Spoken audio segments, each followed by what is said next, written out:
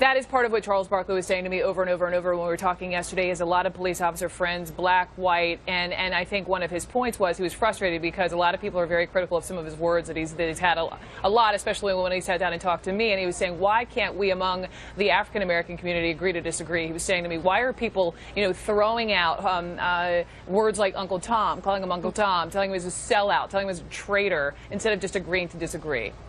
Well, Brooke, I think one of the things that you have to recognize here is this really is a matter of life and death. And so you have these high emotions that you reference because people are forgetting to take this all the way back to the most basic principle, and that is common humanity.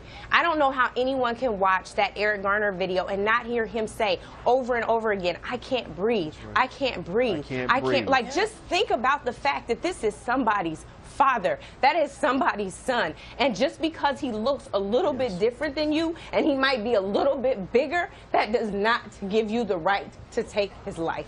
It doesn't. I don't think anybody's advocating that. I think anyone who looks at this video sees this as a tragedy. But we also have to realize it did not happen in a vacuum. We were not the grand jurors. We were not in that room. We did not. There doesn't rise to level of criminality. It's pattern no, it and was practice, not. And that's why it's a problem that has to be addressed. And that's why we have a criminal justice system and a grand jury system, and why we have laws. It's broken. Well, we can have that. We can have that discussion, but I don't know that it's racially that it's based on race or based. It's not. Look, again, there were 23 people in that grand jury who heard evidence and testimony and had a criminality level that we are not sitting here and having to do that. We're having an emotional discussion. They had the process. They were in the jury room. It did not rise to criminality. Perhaps maybe they can pass a law that makes that chokehold illegal. But right now, it's not, and it did not rise to level of criminality. Should they discipline that officer? Probably yes. Should he be fired? Probably. It looked like excessive force to me. But he was resisting arrest. So we also have to look at situations where your own personal behavior and decisions I don't think you can really say that Eric Garner was really resisting arrest. Final thought, boys. To a certain degree, final thought, boys. I'm not saying he deserved to die, but there was a resist. Go ahead, boys. Go ahead.